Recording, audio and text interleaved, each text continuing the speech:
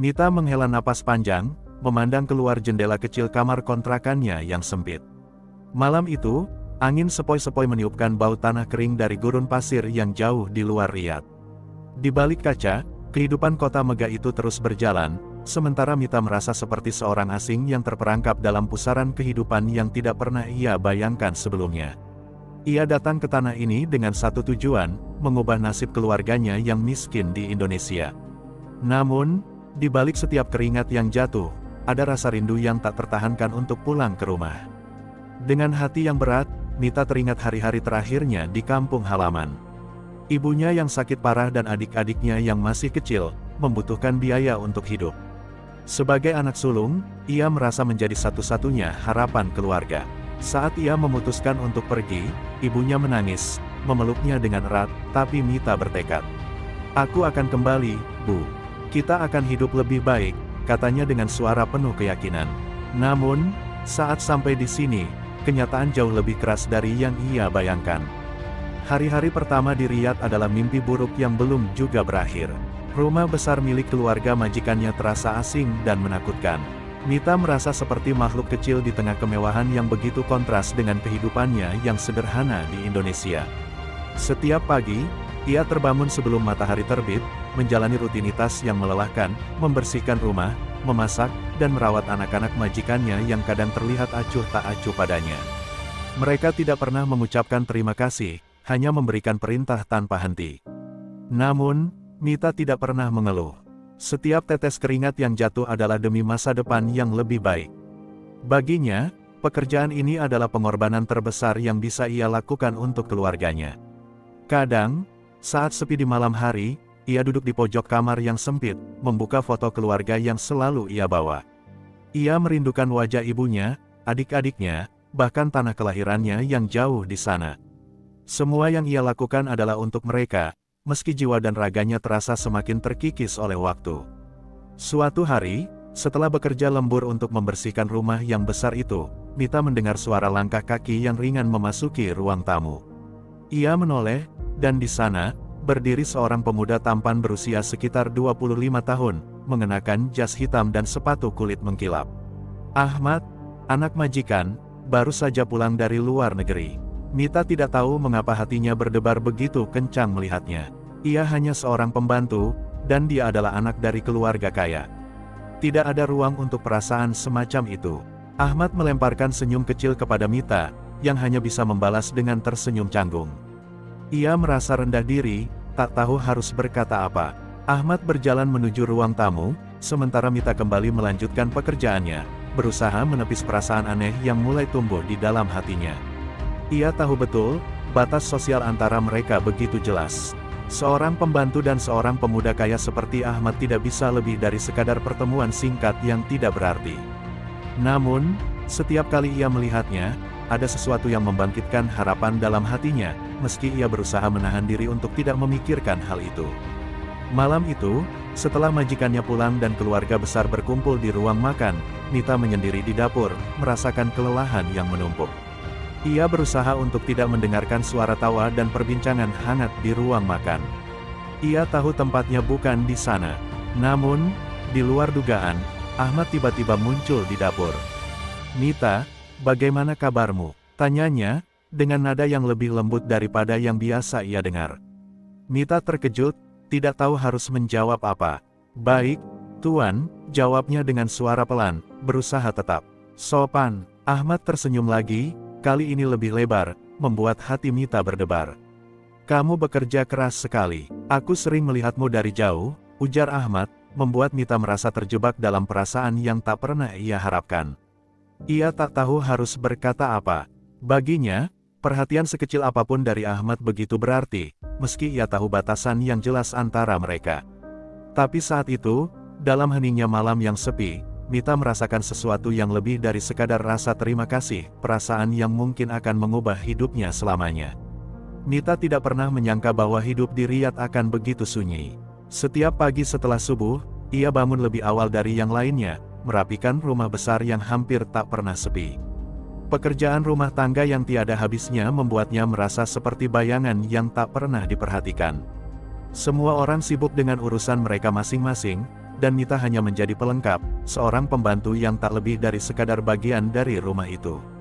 Namun, meskipun begitu, ada satu hal yang membuat hari-harinya terasa sedikit berbeda sejak kedatangan Ahmad.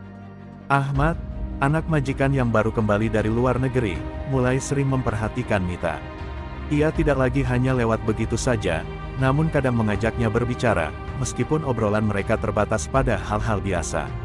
Mita selalu merasa canggung, namun di setiap tatapan Ahmad, ada sesuatu yang membuat hatinya berdebar. Mita berusaha menghindari perasaan itu, tahu betul bahwa ia tidak boleh terbawa oleh perhatian sekecil apapun dari seorang pria sepertinya. Namun, setiap kali Ahmad tersenyum padanya, ia merasa dunia seakan berhenti berputar. Suatu sore, ketika Mita sedang mencuci piring di dapur, Ahmad datang mendekat. "Mita, aku akan pergi keluar kota sebentar," katanya dengan suara yang terdengar berbeda, lebih lembut dari biasanya. "Aku hanya ingin memastikan kamu tidak kesulitan dengan pekerjaan ini selama aku pergi," tambahnya. Mita hanya mengangguk, merasa sedikit terkejut, namun ia berusaha tetap profesional. "Terima kasih, Tuan Ahmad. Saya akan baik-baik saja," jawabnya dengan sopan, meski di dalam hatinya ada perasaan yang sulit dijelaskan. Ahmad tersenyum dan memberi sedikit tepukan di bahunya sebelum pergi. Mita berdiri sejenak, merasa hangat di pipinya. Ketika Ahmad pergi, Mita kembali ke pekerjaannya, namun pikirannya terus terbayang pada pertemuan singkat itu. Ia tahu bahwa ini hanya perhatian biasa, namun ada perasaan aneh yang tumbuh dalam dirinya. Ia berusaha mengabaikannya, fokus pada pekerjaannya, tapi saat malam tiba dan ia berbaring di tempat tidur yang sempit, bayangan Ahmad terus menghantui pikirannya. Hari-hari berlalu, dan Ahmad semakin sering datang untuk berbicara dengannya. Kadang mereka hanya berbicara tentang cuaca atau keluarga, kadang tentang hal-hal kecil yang tidak berarti. Namun, bagi Mita, setiap percakapan itu menjadi berharga. Ia merasa seolah-olah ada sesuatu yang lebih, meskipun ia tahu itu hanya khayalan belaka. Ahmad adalah seorang pria yang begitu berbeda dari dunia yang ia kenal, dan semakin lama, Mita merasa semakin dekat dengannya, meskipun dirinya berusaha menahan diri. Suatu malam, saat Mita sedang mengelap piring di ruang makan, Ahmad duduk di meja makan yang besar, tampak lelah setelah perjalanan jauh. Ia menatap Mita dengan tatapan yang lebih intens dari biasanya. "Kamu sangat rajin, Mita. Aku kagum," katanya. Mita merasa darahnya berdesir mendengar pujian itu. "Terima kasih, Tuan," jawabnya singkat, tidak tahu harus merespons apa. Namun, sebelum ia sempat melanjutkan pekerjaannya, Ahmad berdiri dan mendekat. "Kenapa kamu tidak pernah bercerita tentang dirimu?" tanya Ahmad dengan suara yang lebih rendah, seolah ingin menggali lebih dalam. Mita terdiam, bingung harus menjawab apa. Ia tidak pernah merasa perlu untuk berbicara tentang dirinya. Baginya, yang penting adalah bekerja dan mengirimkan uang untuk keluarganya di Indonesia. Namun, ia merasa bahwa ada sesuatu dalam tatapan Ahmad yang membuatnya ingin membuka diri, meski ia tahu betul bahwa itu bisa berbahaya. Mita akhirnya menghela napas dan berkata dengan suara pelan, "Tidak ada yang menarik untuk diceritakan, Tuan. Hidup saya hanya tentang bekerja." Ahmad hanya tersenyum dan mengangguk, namun ada kesan kepedulian yang mendalam di balik senyumnya. "Kamu sangat kuat, Mita," ujarnya, "aku rasa tidak banyak orang yang bisa menjalani hidup sepertimu." Mita merasa hatinya tergetar oleh kata-kata itu. Tidak ada yang pernah mengatakan hal seperti itu padanya sebelumnya. Ia merasa sedikit lebih dihargai, meskipun ia tahu bahwa batas-batas di antara mereka tidak akan pernah bisa dilanggar. Malam itu, saat ia berbaring di tempat tidur, Mita merasakan perasaan yang tidak bisa ia hindari. Meskipun ia mencoba untuk menahan perasaan itu, semakin lama, semakin besar perasaan yang tumbuh untuk Ahmad. Ia tahu bahwa perasaan ini hanya akan membawa masalah, tetapi ia tidak bisa berhenti memikirkannya. Satu hal yang pasti, hidupnya di Riyadh tidak akan pernah sama lagi. Hari-hari berikutnya terasa berbeda bagi Mita. Kehadiran Ahmad yang semakin sering menyapanya membuat rutinitas yang melelahkan terasa sedikit lebih ringan. Namun, di balik itu, Mita tahu ada sesuatu yang tidak beres. Hatinya mulai goyah, dan ia merasa seolah-olah dirinya sedang melangkah di atas jalur yang licin. Setiap kali Ahmad berada di dekatnya, ia merasakan debaran yang sulit dijelaskan, tetapi bersamaan dengan itu, rasa takut terus menghantuinya. Mita sadar, Apa yang mulai ia rasakan tidak seharusnya ada. Suatu sore, saat Mita sedang menyapu halaman, Ahmad mendekatinya dengan membawa secangkir teh. Ia duduk di bangku taman di bawah pohon rindang dan menatap Mita yang masih sibuk dengan pekerjaannya. "Mita, berhentilah sebentar, kamu perlu istirahat," katanya dengan nada lembut. Mita menoleh ragu, tapi akhirnya mendekat.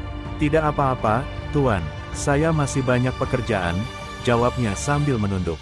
Ahmad tersenyum kecil dan berkata, "Kalau kamu terus bekerja seperti ini, tubuhmu bisa sakit. Duduklah sebentar, untukku." Mita akhirnya menurut dan duduk di bangku di sebelah Ahmad. Ia merasa canggung, tidak tahu harus berkata apa. Ahmad mulai bercerita tentang kehidupannya selama di luar negeri, tentang kebebasan dan keindahan kota tempat ia belajar. Mita mendengarkan dengan penuh perhatian, meskipun ia merasa bahwa dunia yang diceritakan Ahmad terlalu jauh dari jangkauannya. Namun, di tengah cerita itu, Ahmad tiba-tiba bertanya, "Mita, apa kamu pernah berpikir tentang apa yang kamu inginkan untuk dirimu sendiri?" Pertanyaan itu membuat Mita tertegun.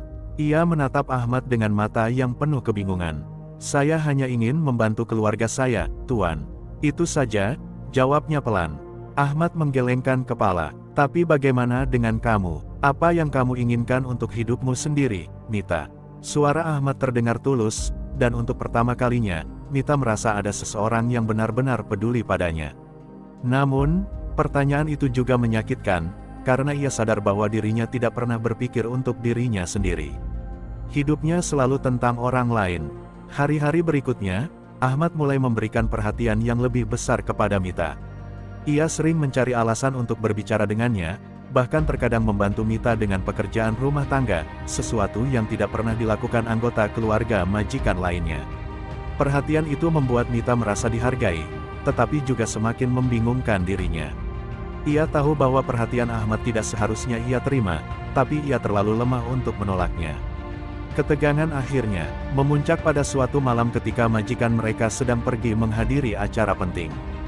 Rumah besar itu terasa sepi, dan Ahmad memanfaatkan kesempatan itu untuk mengundang Mita duduk bersamanya di ruang tamu. "Mita, aku ingin kamu tahu sesuatu," katanya dengan suara berat. Mita hanya menunduk, tidak berani menatap matanya. "Kamu adalah seseorang yang luar biasa.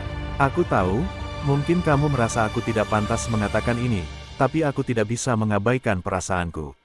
Mita merasa tubuhnya membeku. Kata-kata Ahmad begitu jelas, dan itu adalah sesuatu yang selama ini ia takutkan. "Tuan Ahmad, tolong, jangan berkata seperti itu," ucapnya dengan suara bergetar. Ia mencoba berdiri, namun Ahmad meraih tangannya. "Mita, aku serius. Aku tidak peduli apa yang orang lain pikirkan. Aku hanya ingin kamu tahu bahwa aku peduli padamu," katanya sambil menatapnya dengan mata yang penuh ketulusan. Malam itu, Mita kembali ke kamarnya dengan hati yang berantakan. Kata-kata Ahmad terus terngiang di kepalanya, membuatnya merasa terombang-ambing antara kebahagiaan dan ketakutan. Ia tahu, perasaan Ahmad mungkin tulus, tetapi dunia mereka terlalu berbeda. Jika majikan atau orang lain mengetahui apa yang terjadi, hidupnya bisa hancur. Namun, di balik semua ketakutannya, ada bagian kecil dari dirinya yang mulai berharap, meski ia tahu bahwa harapan itu bisa menjadi awal dari kehancuran. Malam itu terasa begitu panjang bagi Mita. Kata-kata Ahmad berulang kali terngiang dalam benaknya, mengaduk-aduk hatinya yang sudah penuh dengan kegelisahan. Ia duduk di sudut kamar sempitnya, memandangi foto keluarganya yang ia tempel di dinding. "Aku tidak boleh lupa tujuan awal aku datang ke sini," gumamnya pelan, seolah meyakinkan dirinya sendiri. Namun, bayangan wajah Ahmad terus menghantui pikirannya. Ketulusan dalam ucapannya, perhatian yang ia berikan, semua itu perlahan-lahan meruntuhkan tembok pertahanan yang selama ini ia bangun. Esok paginya, Mita kembali bekerja seperti biasa. Ia berusaha menghindari Ahmad, takut bahwa percakapan semalam akan terulang. Namun, takdir sepertinya tidak berpihak kepadanya. Ahmad menemuinya di dapur saat ia sedang memotong sayuran untuk makan siang. "Mita, kita perlu bicara," ujarnya dengan nada serius. Mita mencoba menunduk, berpura-pura sibuk dengan pekerjaannya. "Maaf, Tuan, saya harus menyelesaikan ini," jawabnya cepat, berharap Ahmad akan pergi. Namun, Ahmad tidak menyerah. Ia mendekat, berdiri tepat di sampingnya. "Mita, Aku tidak bisa mengabaikan perasaanku. Aku tahu kamu juga merasakannya, katanya pelan, hampir berbisik. Mita meletakkan pisau di tangannya, tubuhnya gemetar.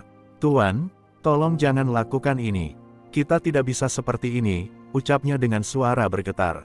Ia merasa jantungnya berdetak begitu kencang, seolah ingin keluar dari dadanya. Ahmad menatapnya dengan tatapan yang penuh tekad. Mita, aku tahu ini sulit. Tapi aku tidak peduli dengan perbedaan di antara kita. Aku hanya ingin kamu tahu bahwa aku ada di sini untukmu, ujarnya. Kata-kata itu membuat hati Mita bimbang. Ia ingin percaya pada Ahmad, tapi ia tahu dunia mereka terlalu berbeda untuk bersatu. Hari-hari berlalu, dan meskipun Mita berusaha menjaga jarak, Ahmad tidak pernah menyerah. Ia terus mencari cara untuk mendekati Mita, menunjukkan perhatiannya dalam hal-hal kecil. Kadang ia membantunya membawa barang-barang berat, kadang ia mengajaknya berbicara saat rumah sedang sepi. Perhatian itu membuat hati Mita semakin sulit untuk menolak. Ia mulai merasakan kehangatan yang selama ini ia rindukan. Namun, di balik kebahagiaan kecil itu, ia tahu ia sedang bermain dengan api. Satu malam, Ahmad kembali mengetuk pintu kamarnya. Kali ini, suaranya terdengar lebih mendesak. Mita, aku perlu bicara denganmu. Tolong buka pintunya, katanya. Mita ragu-ragu, tetapi akhirnya membuka pintu. Ahmad berdiri di sana, dengan mata yang penuh dengan emosi. Aku tidak bisa terus seperti ini. Aku ingin kamu tahu bahwa aku serius. Aku tidak peduli apa yang orang lain pikirkan, aku hanya ingin kamu percaya padaku, katanya sambil menggenggam tangan Mita. Air mata mulai mengalir di pipi Mita. Tuan, kita tidak bisa.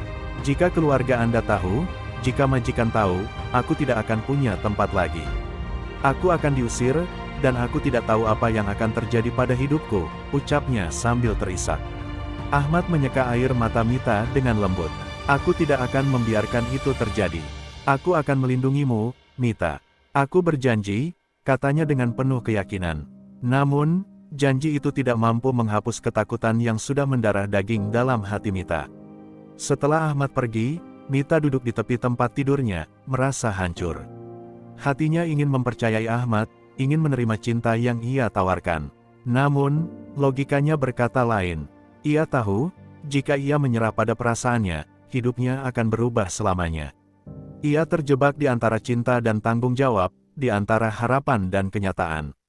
Malam itu, ia hanya bisa berdoa, berharap Tuhan memberinya petunjuk. Namun, jauh di dalam hatinya, ia tahu bahwa apa yang sedang ia jalani adalah jalan yang penuh duri, dan ia tidak yakin apakah ia sanggup untuk terus melangkah. Hari itu adalah hari yang cerah di Riyadh, tetapi hati Mita justru dipenuhi awan gelap. Ia mencoba menjalani rutinitas seperti biasa, namun pikirannya terus melayang pada percakapan terakhirnya dengan Ahmad.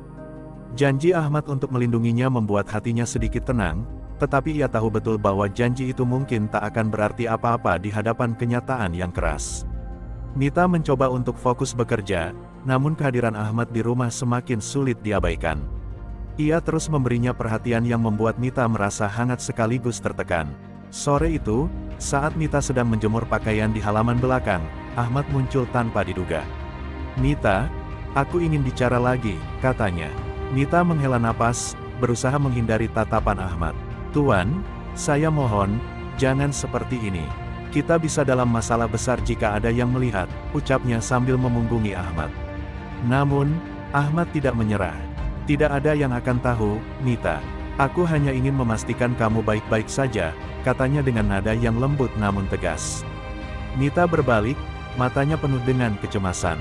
Tuan, saya menghargai perhatian Anda, tapi saya hanyalah seorang pembantu, dan Anda adalah anak majikan saya. Dunia kita tidak sama. Jika keluarga Anda tahu, kalimatnya terhenti saat Ahmad memotongnya. Aku tidak peduli dengan dunia kita yang berbeda, Mita.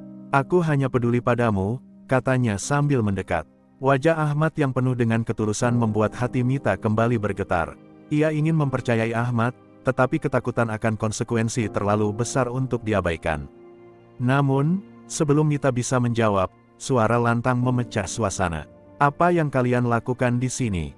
Ibu Ahmad, majikan Mita, berdiri di ambang pintu dengan tatapan tajam.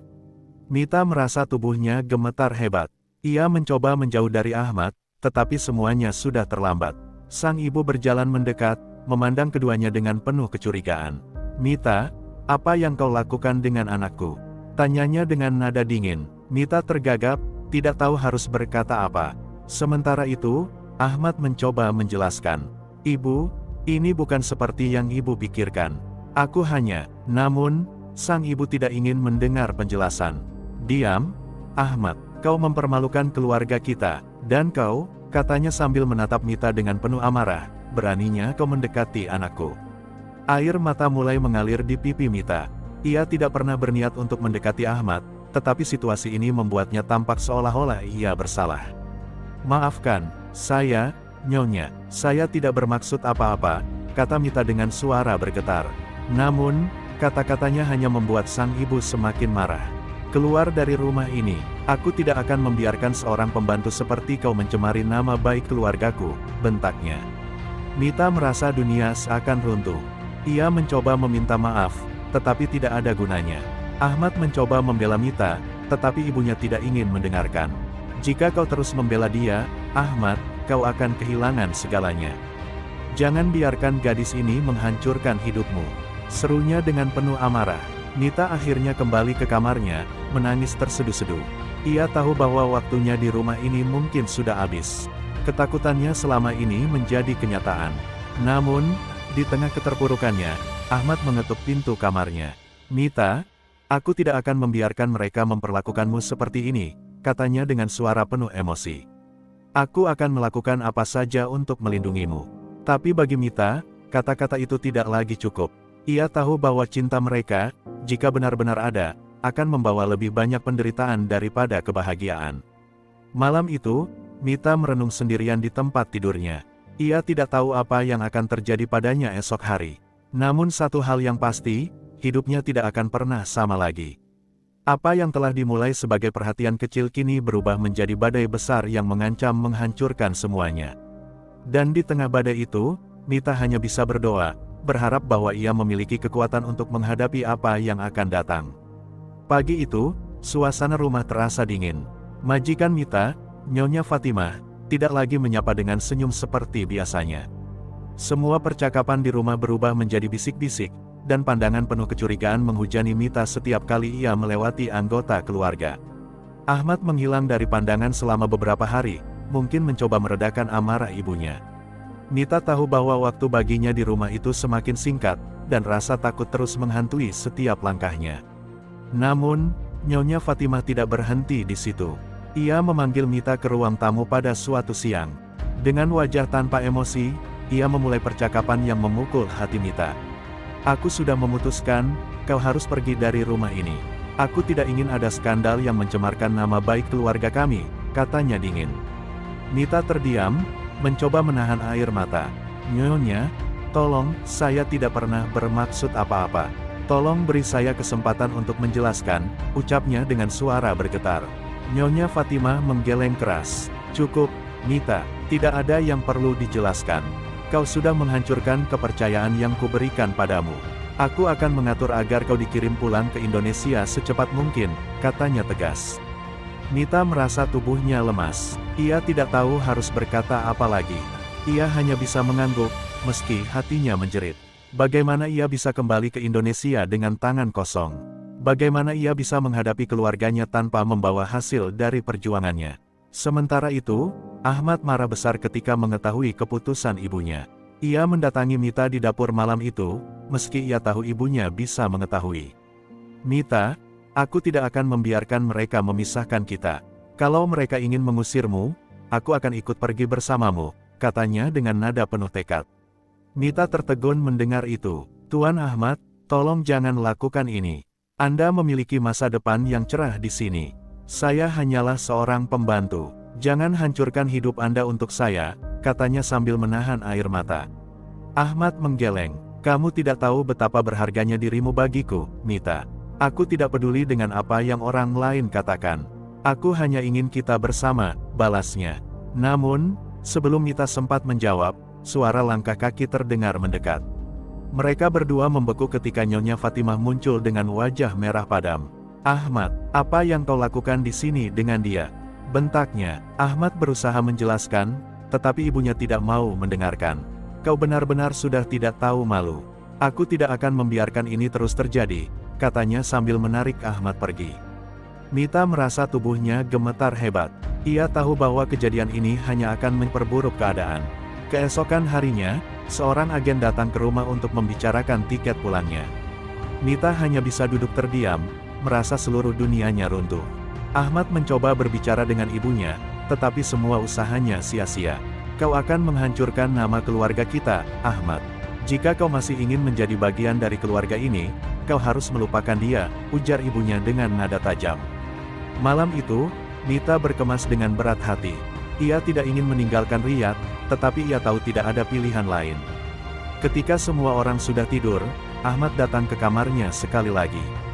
Mita, aku punya rencana. Aku akan menemui agen dan membatalkan tiketmu. Kita bisa pergi dari sini bersama, katanya penuh semangat. Namun, Mita menggeleng. Tuan Ahmad, tidak. Saya tidak bisa membiarkan Anda menghancurkan hidup Anda untuk saya. Ini adalah akhir dari semuanya. Tolong lupakan saya, ucapnya dengan air mata mengalir deras. Ahmad tampak hancur mendengar itu, tetapi ia tahu bahwa Mita tidak akan mengubah keputusannya. Saat Mita akhirnya pergi keesokan harinya, ia menatap rumah besar itu untuk terakhir kalinya. Di balik jendela, ia melihat Ahmad berdiri, menatapnya dengan mata yang penuh kesedihan.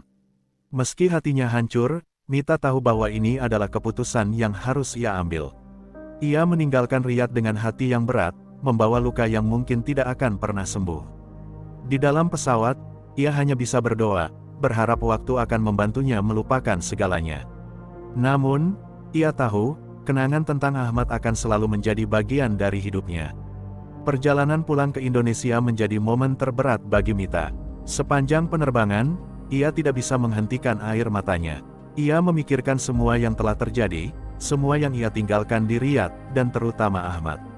Meski ia tahu keputusan untuk pergi adalah yang terbaik, hatinya tetap terasa berat.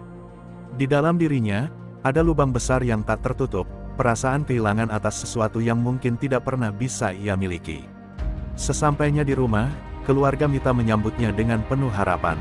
Mereka mengira Mita pulang membawa kabar baik, mungkin tabungan yang cukup untuk memperbaiki kehidupan mereka. Namun, senyum di wajah keluarganya segera memudar ketika Mita hanya memberikan amplop kecil yang berisi sisa gajinya. Ibunya, yang sudah tua, tidak bisa menyembunyikan kekecewaannya. Mita, kenapa kamu pulang begitu cepat? Apa yang terjadi? Tanyanya dengan nada cemas. Mita tidak punya keberanian untuk menceritakan semuanya. Ia hanya menjawab singkat, ada masalah di sana, Bu. Saya tidak bisa tinggal lebih lama. Namun, rasa bersalah terus menghantuinya. Ia tahu keluarganya membutuhkan lebih dari itu, dan ia merasa telah mengecewakan mereka. Malam itu, Mita mengurung diri di kamarnya, menangis dalam diam. Ia memandangi foto Ahmad yang sempat ia selipkan di buku hariannya, mencoba menghapus bayangan wajahnya, tetapi gagal. Hari-hari berikutnya terasa seperti mimpi buruk. Tetangga mulai bergosip tentang kepulangannya yang mendadak. Beberapa menyindir, mungkin dia diusir majikan. Siapa tahu dia membuat masalah di sana. Kata-kata itu menusuk hati Mita, tetapi ia tidak bisa membela diri. Ia hanya bisa menunduk dan menerima semua cibiran itu. Di tengah rasa sakitnya, Mita menyadari bahwa hidupnya kini jauh lebih sulit daripada sebelumnya. Suatu hari, Mita menerima surat. Surat itu berasal dari Riyadh, dengan nama Ahmad tertulis sebagai pengirimnya. Jantung Mita berdegup kencang saat membukanya. Di dalamnya, Ahmad menulis tentang bagaimana ia tidak bisa melupakan Mita, bagaimana hidupnya hampa tanpa kehadiran Mita. Mita, aku akan menemukan cara untuk datang padamu. Aku tidak peduli seberapa sulit itu. Aku hanya ingin kita bersama, tulis Ahmad. Air mata Mita mengalir tanpa henti membaca surat itu. Namun, Mita tahu bahwa harapan itu hanyalah ilusi. Ia tidak bisa membayangkan Ahmad meninggalkan keluarganya, budayanya, dan segalanya demi dirinya. Aku tidak layak untuk dia, pikir Mita sambil meremas surat itu. Ia memutuskan untuk tidak membalasnya, mencoba meyakinkan dirinya bahwa memutus semua kontak adalah yang terbaik. Namun, setiap malam, ia terus memikirkan Ahmad, merindukan kehangatan dan perhatian yang pernah ia rasakan. Waktu berlalu, tetapi luka di hati Mita tidak kunjung sembuh. Ia mencoba mencari pekerjaan baru, tetapi setiap kali ia berpikir untuk kembali ke luar negeri, bayangan masa lalunya menghantui. Ia takut kejadian serupa akan terulang. Di tengah kebimbangannya, Mita mulai menulis di buku hariannya, menceritakan semua perasaannya, mencoba meluapkan beban yang selama ini ia pendam. Tulisan itu menjadi satu-satunya tempat di mana ia bisa jujur pada dirinya sendiri. Namun, dalam setiap kata yang ia tulis, ada satu kesadaran yang terus muncul, ia tidak bisa melupakan Ahmad. Meskipun ia mencoba untuk melanjutkan hidup, cinta yang pernah tumbuh di antara mereka tetap menjadi bagian dari dirinya. Ia tahu bahwa jalan yang mereka pilih telah membawa mereka ke arah yang berbeda, tetapi kenangan itu akan selalu ada, seperti jejak luka yang tak pernah sepenuhnya sembuh. Di tengah kesendiriannya, Mita hanya bisa berharap bahwa suatu hari, ia akan menemukan kedamaian yang selama ini ia cari. 2 bulan setelah kepulangannya, Mita mulai merasakan perubahan pada tubuhnya. Rasa mual sering muncul di pagi hari, tubuhnya cepat lelah, dan ia mulai menyadari ada sesuatu yang tidak biasa. Awalnya, Mita mencoba mengabaikannya, menganggap bahwa itu hanya efek dari stres yang ia alami. Namun, ketika siklus bulanan yang biasa ia alami tidak kunjung datang, ia mulai merasa khawatir. Sore itu, Mita pergi ke klinik kecil di desa untuk memeriksakan dirinya. Dengan tangan gemetar, ia menyerahkan hasil tes ke dokter. Wajah dokter itu seketika berubah serius. "Mita, kamu hamil," katanya dengan nada lembut, tetapi tegas. Mita merasa tubuhnya lemas. Dunia seakan berputar di sekelilingnya. Ia tidak tahu harus bagaimana, hanya bisa terduduk di kursi dengan tatapan kosong. Dalam perjalanan pulang, pikiran Mita dipenuhi oleh satu nama, Ahmad. Ia tahu bahwa anak yang dikandungnya adalah darah daging Ahmad. Hatinya hancur memikirkan masa depan anak itu. Bagaimana ia akan menjelaskan ini pada keluarganya? Bagaimana ia akan menghadapi pandangan masyarakat? Mita sadar, kabar ini akan membawa kehancuran bagi dirinya dan keluarganya. Ketika sampai di rumah, Mita mencoba menyembunyikan rahasia itu. Namun, ibunya mulai curiga dengan perubahan perilaku Mita. "Mita, kamu kelihatan tidak sehat. Ada yang kamu sembunyikan dari ibu?" tanya ibunya suatu malam. Mita hanya menggeleng, mencoba menghindari percakapan itu. Tetapi semakin lama, perutnya mulai menunjukkan perubahan, dan ia tahu bahwa ia tidak bisa menyembunyikannya lebih lama lagi. Akhirnya, pada suatu malam yang penuh tangis, Mita mengakui semuanya kepada ibunya.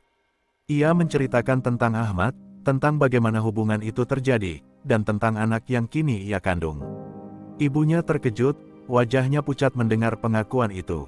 "Mita, kenapa kamu tidak cerita dari awal? Ini masalah besar. Apa yang akan orang-orang katakan?" ucap ibunya dengan suara bergetar. Kabar itu segera menyebar ke seluruh desa. Mita menjadi bahan perbincangan. Tetangga-tetangga mulai memandangnya dengan tatapan menghina, bahkan beberapa teman lamanya menjauh. "Anak pembawa malu," kata salah satu tetangga di belakang punggungnya. Mita hanya bisa menangis setiap malam, merasakan tekanan yang semakin berat. Namun, di tengah semua itu, ia memutuskan untuk melindungi anaknya, apapun yang terjadi. Di sisi lain, Ahmad terus mengirim surat kepada Mita. Ia mencoba mencari cara untuk menghubungi Mita, tetapi Mita tidak pernah menjawab.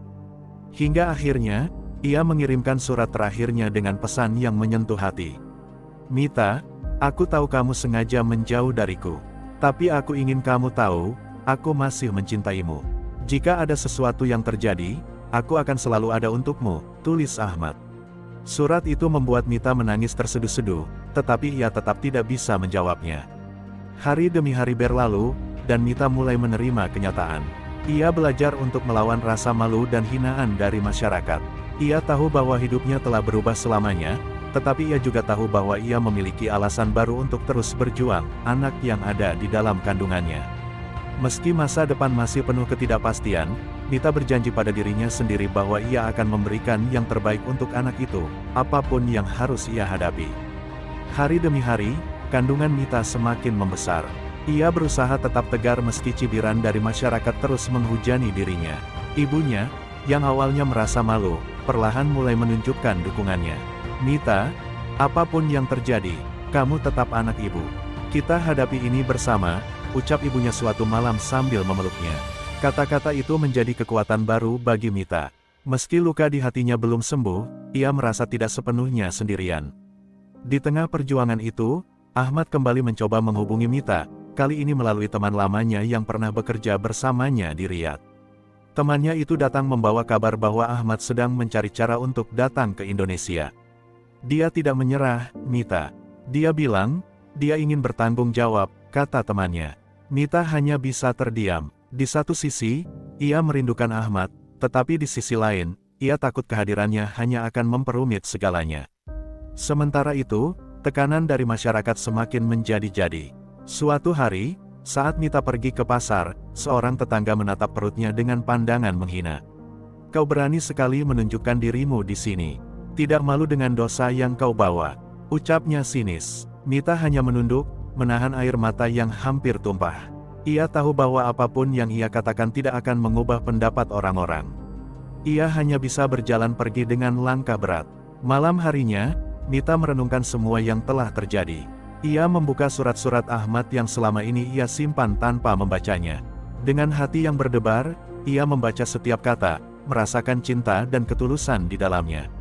Ahmad menulis tentang bagaimana ia ingin bertemu dengan Mita, tentang bagaimana ia tidak peduli dengan apa yang akan terjadi asalkan mereka bersama. Surat-surat itu membuat Mita menangis semalaman, terjebak antara harapan dan ketakutan. Beberapa minggu kemudian, keajaiban terjadi. Ahmad tiba-tiba muncul di depan rumah Mita. Dengan wajah penuh kelelahan, ia menatap Mita yang terpana. Aku akhirnya menemukanmu, ucapnya dengan suara serak. Mita hanya bisa berdiri membeku, tidak percaya bahwa Ahmad benar-benar datang. Ibunya keluar dari dalam rumah, terkejut melihat seorang pria asing berdiri di depan pintu. Siapa dia? Tanya ibunya dengan curiga. Ahmad menjelaskan semuanya kepada ibu Mita, memohon maaf atas apa yang telah terjadi dan menyatakan keseriusannya untuk bertanggung jawab. Saya tidak akan pergi sampai Mita menerima saya. Saya ingin memperbaiki semuanya, meskipun saya tahu ini tidak mudah, katanya dengan suara penuh ketulusan. Ibunya, meski masih ragu, melihat tekad di mata Ahmad. Ia memutuskan untuk memberi Ahmad kesempatan. Namun, Mita tidak langsung menerima kehadiran Ahmad. Kenapa kamu datang sekarang? Setelah semua yang aku lalui, kenapa baru sekarang? Tanyanya dengan air mata mengalir. Ahmad meraih tangan Mita dengan lembut. Aku tidak pernah berhenti mencarimu, Mita. Aku tahu aku mungkin terlambat, tapi aku ingin membuktikan bahwa aku sungguh-sungguh. Aku mencintaimu, dan aku ingin kita membesarkan anak ini bersama, jawabnya. Percakapan itu menjadi awal dari perjalanan baru bagi mereka. Meski masyarakat masih mencibir dan luka di hati Mita belum sepenuhnya sembuh, kehadiran Ahmad membawa harapan baru.